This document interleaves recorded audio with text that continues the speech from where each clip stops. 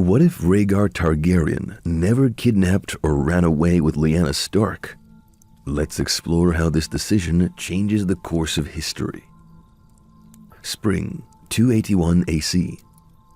The realm had known peace for nearly 2 decades, but beneath the surface, the Seven Kingdoms were a powder keg waiting for a spark. At Harrenhal, the blackened ruin scorched by Balerion's flame, something miraculous happened. The Seven Kingdoms gathered in one place. Not for war, not for a coronation, for a tournament. But beneath the laughter and the songs, they whispered. They plotted. The official story claimed it was Lord Walter Went's idea, a grand tourney to celebrate his daughter's name day. But no lord empties his coffers for a spectacle like this. 100,000 gold dragons for the champion, more than any purse in Westerosi history. The truth? Rhaegar Targaryen paid for it. He wanted the realm's greatest lords gathered under one roof, but not for sport, to prepare for a new king. The Mad King had grown worse. His paranoia turned to cruelty, his whispers into screams. He saw assassins in every shadow, traitors in every lord. His fingernails grew long and cracked, his baths became rare, and his laughter, sharp and manic, chilled even his closest advisors. He'd forced Tywin Lannister to give up Jaime to the Kingsguard, eliminating any marriage prospects. He refused to marry Cersei to Rhaegar, choosing Elia Martell instead. Tywin quit as Hand of the King and didn't show at the tournament.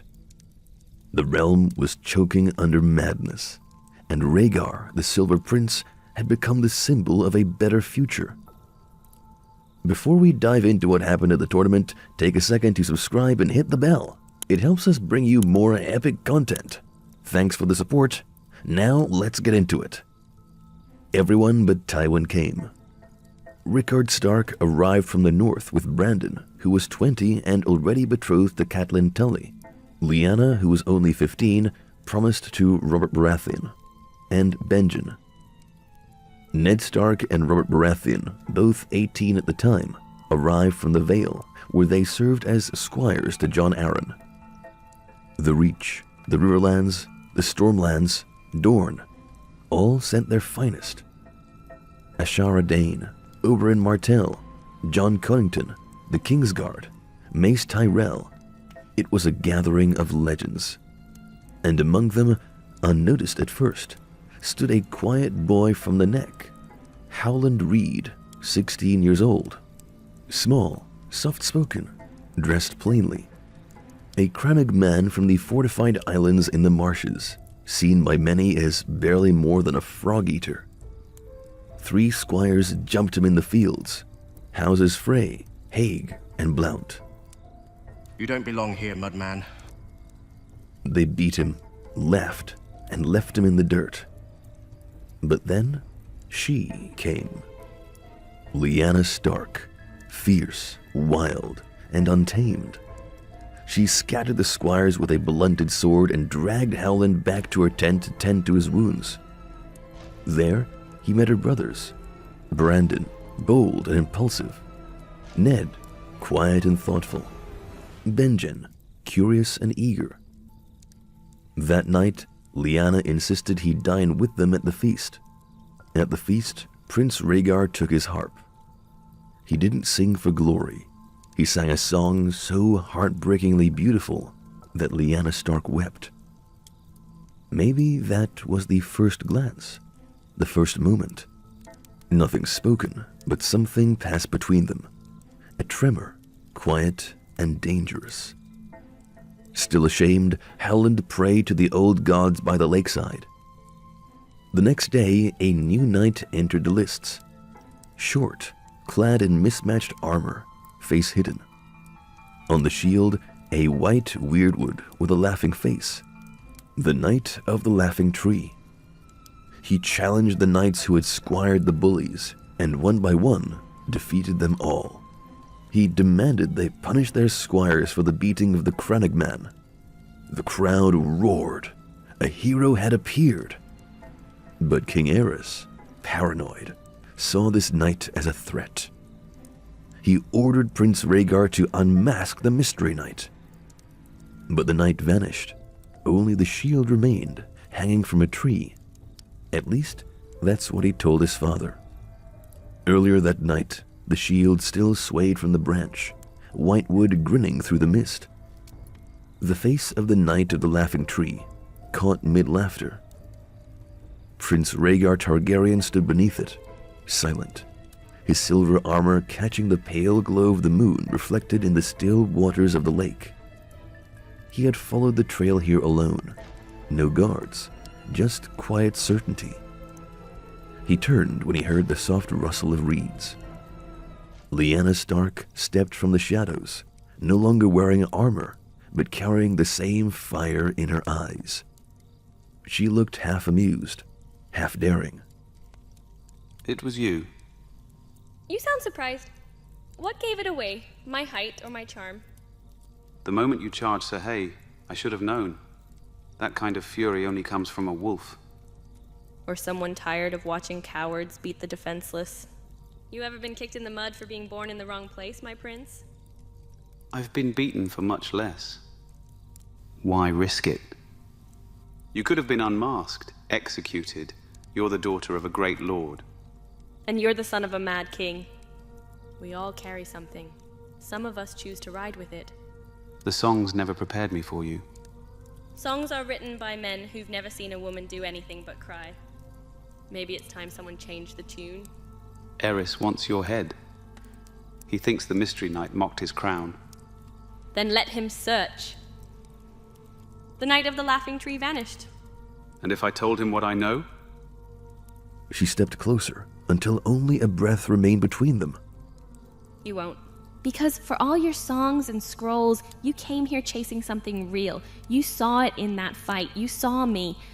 You remind me of something the world has forgotten. What's that? What fire feels like when it meets ice. Careful, Targaryen. Play with the wrong flame, and even dragons get burned. She turned and vanished back into the mist. What do you think Rhaegar saw in Lyanna that night? Was it love or something deeper? Let us know in the comments. If we get 100 likes, we'll make a part 2. Rhaegar triumphed in the tournament, defeating even Sir Arthur Dayne. And at the final ceremony, he held in his hands a garland of blue winter roses, the prize for the Queen of Love and Beauty. He looked toward Lyanna Stark, then to his wife, Elia Martell, pale and weary, but regal. In another life, he gave the roses to Lyanna, but not here. This time, he chose duty. He walked to Elia, knelt, and laid the roses in her lap. The cheers echoed through Harrenhal. Dorne was honored, the North relieved. And Lyanna, she smirked, just slightly, amused. The world did not burn that day. The moment passed. The world turned. No rebellion was born. No war erupted. No songs were written of stolen girls and burning cities. But in the quiet that followed, Rhaegar began to fade. Because for all his grace and glory, the Prince of Dragonstone had never truly belonged to the realm of men. Not to feasts, not to tournaments, not even to thrones. He belonged to prophecy, to dreams and omens and books older than the wall. And to understand why he made the choices he did or didn't, you have to go back, before Harrenhal, before Lyanna, to the night he was born, in fire and shadow. Rhaegar Targaryen was born in fire, but not the kind that warms. He came into the world on the very night Summerhall burned, a tragedy that consumed his grandfather, King Aegon V, and most of his closest kin.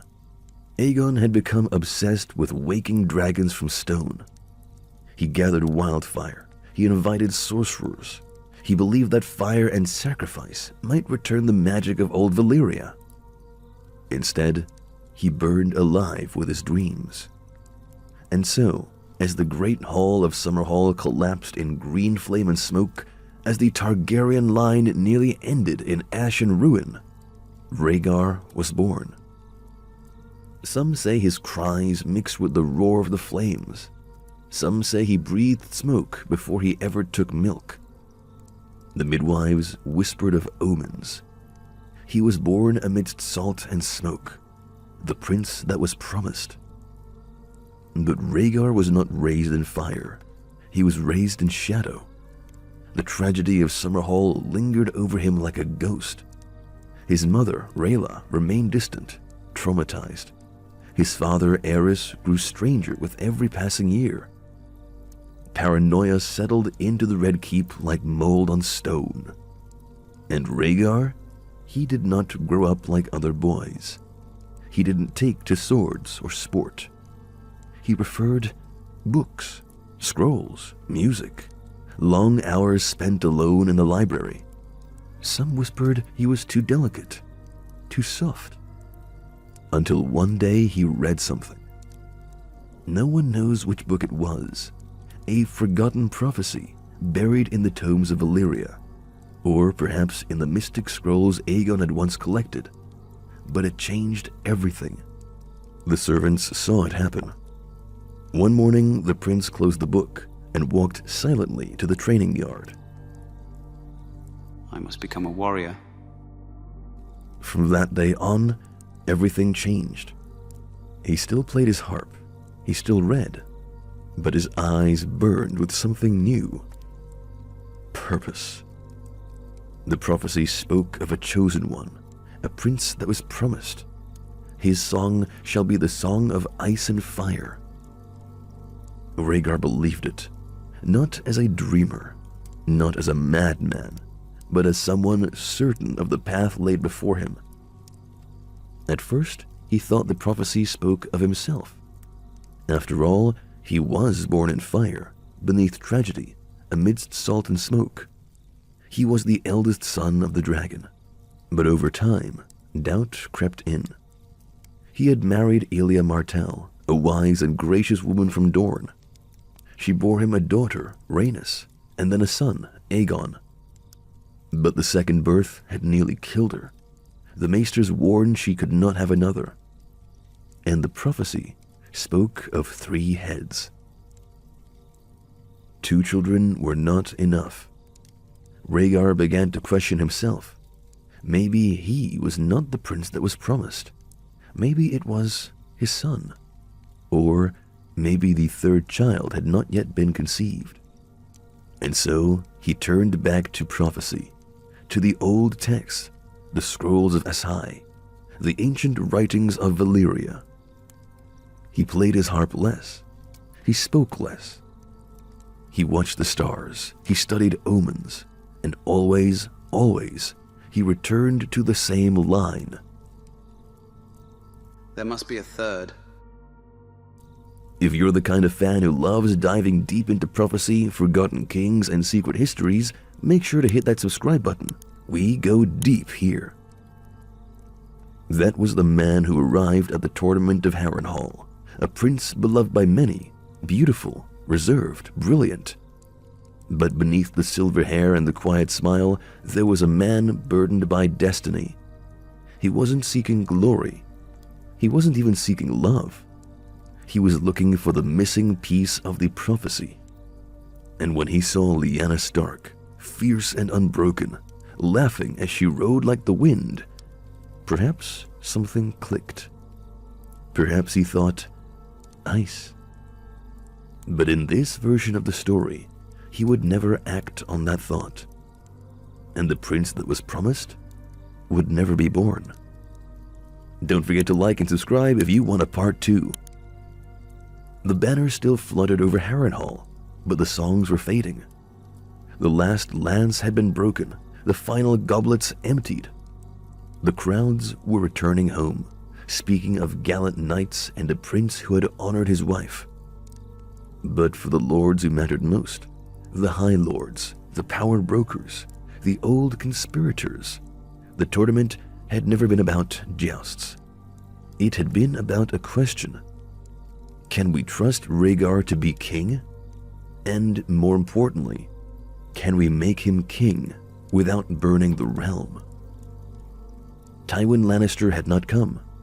He'd been humiliated too many times by Aerys. First, forced to give up Jaime to the Kingsguard, destroying the boy's chances of marriage and lordship. Then denied a match between Cersei and Rhaegar, replaced by a Martell princess. It was personal, and Tywin never forgot a slight. But even absent, his influence lingered like a blade pressed against the throat of the crown. And if Rhaegar took the throne, many believed Tywin would return, as hand or as power behind the throne. Jon Arryn, ever the cautious falcon, watched from the side. He had no thirst for blood, but he understood necessity. He had raised two boys, Ned Stark and Robert Baratheon, who would one day shape the world. But for now, he remained still, listening. Rickard Stark left Harrenhal with mixed feelings. Rhaegar had spared his daughter public shame, had shown respect. But there had been a flicker in his eyes, a hesitation before he crowned Elia. And Rickard had raised wolves. He knew how to sense danger in stillness. Still, there was no abduction, no insult, no cause for war. If a change in rulers could be done peacefully, Rickard would not stand in its way. Elia Martell remained silent throughout. She was frail, yes, wounded from childbirth, but she was not blind. She knew that Rhaegar had turned his gaze elsewhere, even if only for a second. But she had won the Rose Crown that day, and Dorne remembered loyalty, especially when it benefited them. If her son, young Aegon, stood to inherit a peaceful realm, the Martells would support Rhaegar's ascent, quietly but firmly. And what of the prince? He knew. Of course he knew. He was not blind to his father's decline, nor to the way the lords looked at him with quiet hope. But Rhaegar was no usurper. He hated the idea of bloodshed. He had seen the cost of fire at Summerhall. In private, he told trusted men, like Arthur Dane, John Connington, and Sir Barristan Selmy, that if the realm demanded it, he would answer. He would bear the burden. But he wanted no crown gained by violence. If the throne came to him, it had to come without war. It began with a letter, then a meeting, then a dozen. Lords from the Vale, the Reach, even the Westerlands, quietly. Not a rebellion, not yet, but pressure, a plan. Aerys was unstable, paranoid, isolated. If he could be convinced or coerced to name Rhaegar as Prince Regent, it would be a start. If he could be forced to retire to Dragonstone under the pretext of health, even better. Some, like Lord Hoster Tully, favored a peaceful transition. Others whispered darker things. The king is a threat to the realm. A sword rusted with madness still cuts. Aerys, of course, heard the whispers. Varys brought him reports. Paranoia became certainty. He began stockpiling wildfire beneath King's Landing, speaking of burning cities rather than losing them. He refused to abdicate, even as his own small council crumbled. He became erratic, cruel, obsessed with betrayal, and Rhaegar. There were those who thought the king's madness would pass. There were others who began preparing for it not to. There were rumors of wildfire caches beneath King's Landing, of servants disappearing in the night, of Aerys' plans to burn the city if he was ever betrayed. What happened next depends on who tells the story. Some say a council of lords drafted a formal petition asking Aerys to abdicate, and he tore it to shreds, screaming of treason. Others claim that Sir Jaime Lannister, already named to the Kingsguard, was approached by Varys or Tywin and told what had to be done. Still others whisper of a planned accident, a chamber fire sparked by candlelight and wildfire fumes. In this version of history, our version, the war never came, only the silence. One morning, Aerys Targaryen was found dead in his chambers. The details were sealed, buried, forgotten. The Kingsguard said nothing. Varys said nothing. Even Rhaegar spoke only this. The realm must not bleed. Let this be the end of it. He was crowned Rhaegar of House Targaryen, first of his name, in the Great Sept of Baelor. His wife Elia stood beside him. His children watched from the gallery.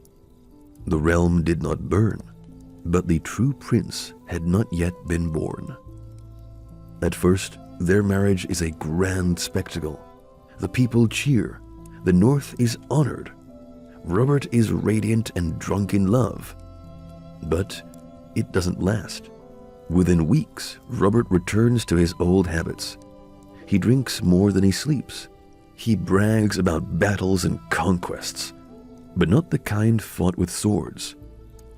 He disappears at night, returns with perfume on his collar and guilt nowhere in sight. Lyanna watches her future rot from the inside.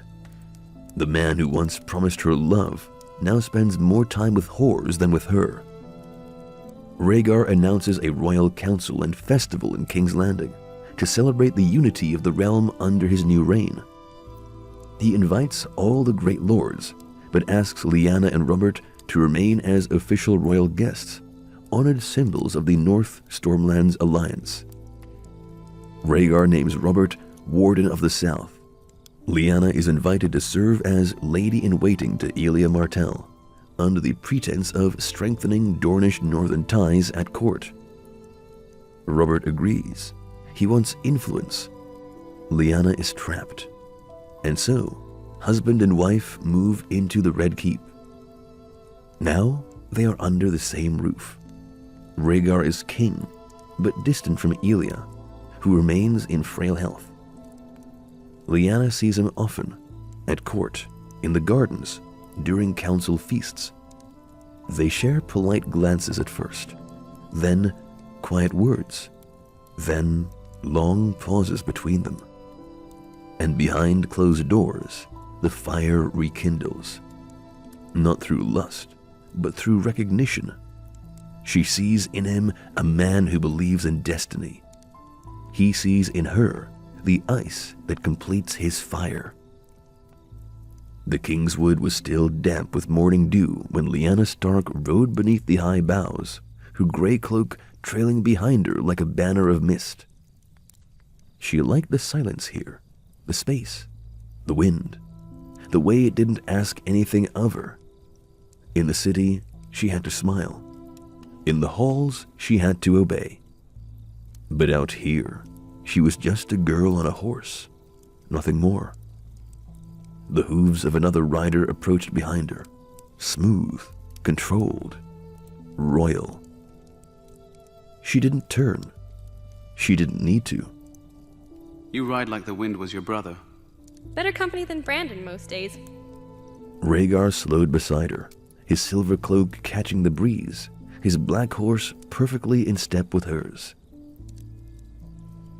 You always ride alone? Only when I want to breathe. You'd be surprised how little air there is in your court. That makes two of us.